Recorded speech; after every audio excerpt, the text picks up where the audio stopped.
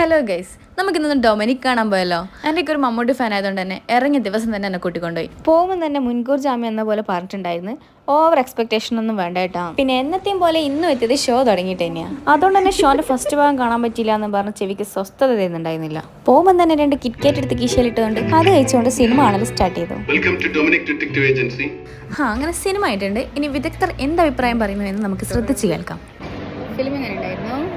Film എനിക്ക് ഭയങ്കര ഇഷ്ടമായി. എന്താ പറയുക, മമ്മൂട്ടിനൊരു ഒരു വ്യത്യസ്ത റോള്, ഒരു കോമഡി. മമ്മൂട്ടി ഫാനാണ്. അപ്പം അല്ലെങ്കിലും ഇഷ്ടം കോമഡി, ഒരു ത്രില്ലർ, ഒരു വിചാരിക്കാത്തൊരു ക്യാരക്ടർ.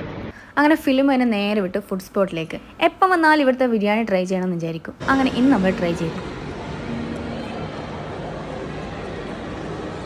നല്ല ചൂട്, സംഭവം നല്ല ചൂടുണ്ടായിരുന്നു. അതെങ്ങനെയാ, കൊണ്ടെന്ന് വാട എടുത്ത് വാരിട്ടില്ലേ. പിന്നെ ഒന്നും നോക്കില്ല, നേരെ പ്ലേറ്റിലേക്ക് തട്ടി. പിന്നെ ഒരു ആർഭാടത്തിന് കൂടെ വന്ന സ്പൂണും കയ്യിലെടുത്ത് നമ്മുടെ പരിപാടി അങ്ങ് സ്റ്റാർട്ട് ചെയ്തു. സംഭവം ഈ സ്പൂണൊന്നും നമുക്ക് ശരിയാവില്ല. വീഡിയോ കട്ടാക്കിയതോടെ സ്പൂണാടെ വെച്ച് കൈനെ കൊണ്ട് തന്നെ കഴിച്ച്. അതാണ് അതിന്റെ ഒരു ടേസ്റ്റ്. അത് കഴിഞ്ഞ് എന്റെ ഫേവറേറ്റ് ആയിട്ടുള്ള ചിക്കനിന്ന് ബർഗറും ഫ്രൈഡ് ചിക്കനും പിന്നെ ചിക്കനിന്റെ റോളും കഴിച്ചിട്ട് അവിടെ നിന്ന് ഇറങ്ങി. അത് കഴിഞ്ഞ് നെക്സ്റ്റ് കിട്ടുമ്പോൾ ദേ കിടക്കുന്ന കൂന്തലറച്ചത്. പിന്നെ ഒന്നും നോക്കില്ല, അതും അങ്ങ് വാങ്ങി.